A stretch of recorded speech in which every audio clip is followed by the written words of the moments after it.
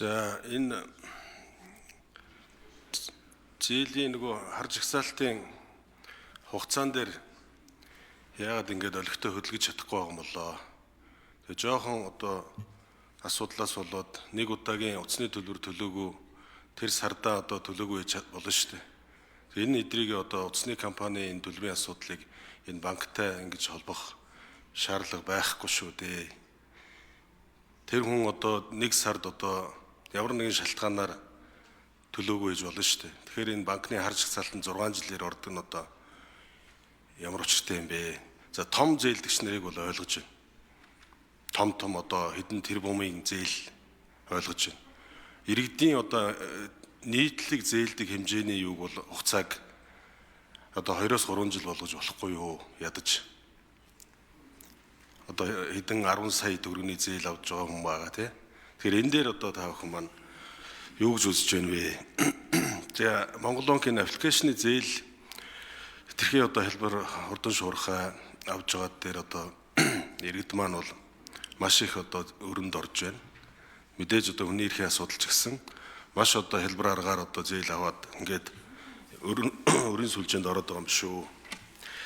Тэтгэврийн зээл дээр Монгол банк одоо юу хийж вэ? Сая 3 сарын хэдэнд байна. Тэтгэвэр авж байгаа хүмүүс бол хамгийн хариуцлагатай, хамгийн хэрэгтэй болол авж байгаа.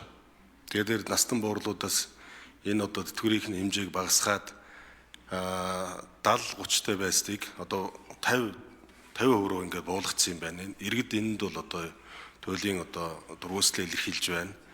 Ийм учраас одоо энэ асуудлыг ямар хуу байна вэ? Яагаад ийм одоо шийдвэрийг гаргаваа? Тэгээ энэ иргэдээ бодож гаргахгүйгээр одоо ийм янз бүрийн шийдвэр гаргахаа болооч гэдгийг хэлмээр байна. За ингээд анх зээл авж байгаа хүнийг муу зээлдэгч гээд хамгийн өндөр хүүгээр өгдөг байсан энэ хэвээрээ байгаа юу? Тэгээ оноотой болсноор тухайн хүний мэдээлэл сайн гэж харагдах уу? Зээлдэгчийн зээлийг төлж байгаа тээлийн алдаанаас болоод нэг төгрөгийн өр үүсээд тэр нь хамгийн муу гэсэн ангилалд орсон байсан тохиолдол гарч ирсэн. Энэ алдааг яаж хаасан бэ? Зээл авах гэж байгаа хүн оноо харах зөвшөөрлөө өгч байж л зээл авах эрх үүснэ. Тэгэхээр улиралд нэг удаа үнгүй тэр оноогоо харах эрх заавал байх ёстой гэж үзэж байна. За ийм асуултуудыг асууя. За дээрэс нь энэ дараагийн хууль дээр орж ирэх бах Монгол банкын гар утасны төлбөрөө төлөөгүй хүнийг энэ жагсаалт руу оруулдаг, сөөхийн төлбөрөө төлөөгүй хүмүүнийг одоо энэ банкны энэ жагсаалт руу оруулдаг. Энэ асуудал бол дараагийн хууль дээр Монгол банкнаас оруулж ирэх бах. Энийг одоо улсын их хурлын гишүүд манаас санаачилж оруулж ирэх бах. Энэ дээр ноцтой асуудлууд байгаа учраас тухтай их хурлын гишүүд маань сайн ярилцсан дээр хаа гэж бодож байна. За хурлын гишүүдийн энэ өдрийн амгалан айлтгахыг асуултанд Баччугар гишүүн хариулна. Тэг энэ 6 жилдээ харж жагсаалт байгаа энэ санхүүгийн ялдыг бол байхгүй болгоно. Тэгээ Mobicom-ийн зээлтэй холбоотой асуудал бол яг нь 5 жилээр болгож байгаа л да зарчмын зөвлөлтөд саналаар байнгаараа дэмжигдсэн. Энэ нь бол муу зээлийн хадгална гэсэн зүйл биш. Зүгээр дата баазыг хадгална. Харж ихсаалт гэж зүйл байхгүй болно. Зүгээр тухайн хүнийг тодорхойлох нийт том дата бааз болон пүүлийн хамгаалах үйлдэл зүйл байгаа. Үүн дээр хувийн хвшлэн өөрөө анализ хийгээд тэгээ онооны систем руугаа эрсдэл үнэлээ явуучих юм. Анх удаа зээл авах гэж байгаа иргэд яах вэ гэж тэгээ олон улсаар судалгаа хийх юм блэ. Онооны систем руу орсноор анх удаа зээл авах ялангуяа эмэгтэйчүүдэд тоо нэмэгдсэн. Энэтхэл улсад 2005-6 оны үед энэ зээлийн мэдээллийн сангийн хуулийн өөрчлөлтөд онооны системд шилжсэн. Үүнийг дагаад 119 сая шинэ зээлэгч нь бий болсон. За Латин Америкт мөн адилхан энэ онооны системд шилжснээр анх удаа зээл авах гэж байгаа санхүүгийн харилцаанд орох гэж байгаа иргэд нь нийтдээ 31.7%-аар нэмэгдсэн. Тэгэхээр нэг осны одоо бид нар бол илүү сахилах бацтай болно, санхүүгийн боловсролоо нэмэгдүүлэх зүйл яригдаад байгаа л та. Нийт систем нь өөрөө онооны систем рүү орсноор эрсдэл нь буурах тийм нөхцөл байдал үүсэж байгаа. 28 орны судалгаа хийхэд энэ онооны систем рүү орсноор нийт системийн чанаргүй зээл нь 1.9%-аар буурсан тийм судалгаа байгаа юм. За аппликейшны зээлийн талаар санхүүгийн зохицуулт доороо бас ирсэн байна. Илүү дэлгэрэнгүй хариулнах. Гэхдээ ер нь хэлэхэд бол энэ онооны систем рүү орсноор бодит горимоор нөгөө оноо нь өсөөд буураад явах болохоор нэг зэрэгт олон аппликейшнээс зэрэг зээл авахд үүгээрээ дамжуул санхүүгийн дарамтанд орж бүр дампуурлын байдал нөхцөл байдал орох тийм эрсдэл байгаа. Энэ нь бол болно гэж ойлгож болно. За тэтгэврийн зээлийн үр орлогын харьцаа гэж байна. Энэ дээрээс Монгол банк илүү дэлгэрэнгүй хариулт өгнө хаа. Гэхдээ сая мөнгөний бодлогын хурлаараа энэ өөрчлөлт хийцэн гэж би ойлгож байгаа. Баярлалаа.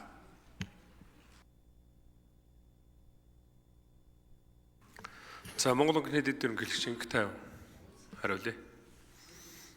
За Сэдвэрч даргын асуултанд хариулъя. Тэр 5 жилдээ одоо мөрдөгдөж байгаа 6 жилдээ холбоотой асуудал дээр хэлэхэд энэ зээлийн мэдээллийн түүх гэдэг маань өөрөө дан ганц муу зээлийн түүх биш. Энэ сайн зээлийн түүх явж байгаа. Тухайн санхүүгийн хэрэглэгч өөрөө авсан гэрээний үүргээр хүлээсэн үүргээ хэдэн жил тухайн санд хадгалуулах вэ гэсэн зохицуулт байгаа. Хэрвээ энийг одоо багасгаад жишээлбэл 3 жил болгочих юм бол өнөөдөр 25 оны 4 сарын 25, 3 жил ихээр 22 оны 4 сарын 25-наас өмнөх ямар ч мэдээлэл харагдах болно гэсэн үг. Тэгэхээр энэ зээлийн оноо тооцоход сүүлийн 3 жилд санхүүгийн үйлчлэгээ аваагүй хүн одоо зээл аваагүй хүн байх юм бол энэ оноо нь бол яаж гарах нь бас тодорхойгүй болно гэсэн үг шүү дээ. Тэгэхээр энэ зээлийн оноо бодож байгаа энэ аргачлал маань өөрөө урт хугацааны энэ датан дээр үндэслэх тусам илүү одоо бодтой тогтоогдно гэж үзэж байгаа. Тэгээ 5 жил бол дэлхийн дунджаас бол харьцангуй бага байгаа. Гэхдээ бид бүхэн бол бас одоо байгаа энэ хуулийн дээр байгаа 6 жил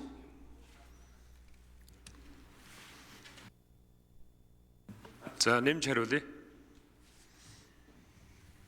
6 жил гэдгийг буурлаад 5 жил болгоод явж байгаа.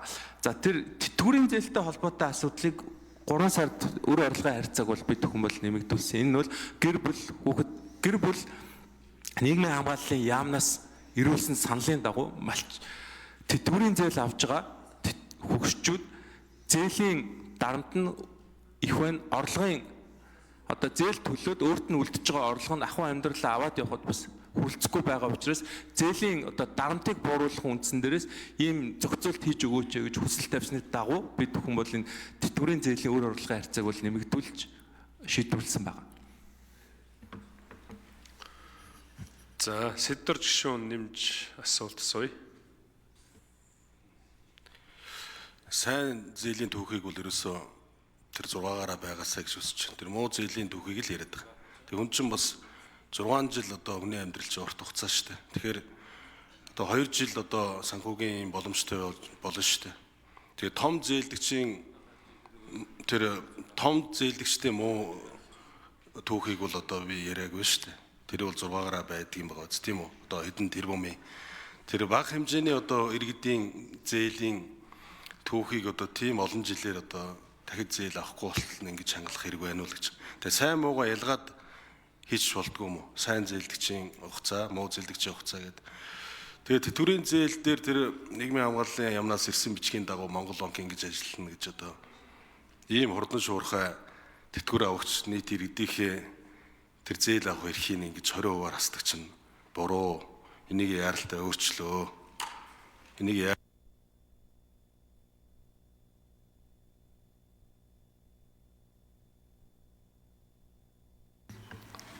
За Монгол банкны дэд ерөнхийлөгч Инхтай хариулъя.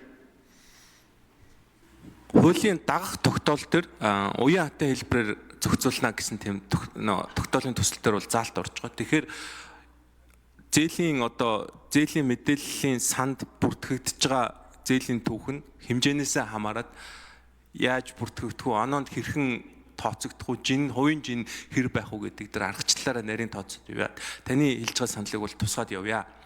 За тэтгэврийн зээлтэй холбоотой асуудал дээр бол мэдээж төрийн захиргааны төв байгууллагаас нэрвүүлсэн саналын дагуу бид бүхэн тэгсэн мөн тэгтээ манай төв банкнаас хийсэн судалгаагаар тэтгэвэр авагчид маань тэтгэврийн зээл авсны дараа үлдэж байгаа хувь нь өөрийнх нь ахуй амьдралд нь бас хүрэлцэхгүй зээлийн дарамт өндөр байгаа нь бол хид хідэн судалгаагаар бол гарсан учраас бид хүн энийг бол хугацаатай арга хэмжээ авсан. Мөн хэрэглээний зээлийн хувь хэмжээ эдийн засгаар нэмэгдэж байгаатай холбогдуулан инфляцийг дунд хугацаанд тогтворжуулах хүрээнд энэ бодлогын арга хэмжээг аваад явж байгаа. Ер нь бол энэ хугацааны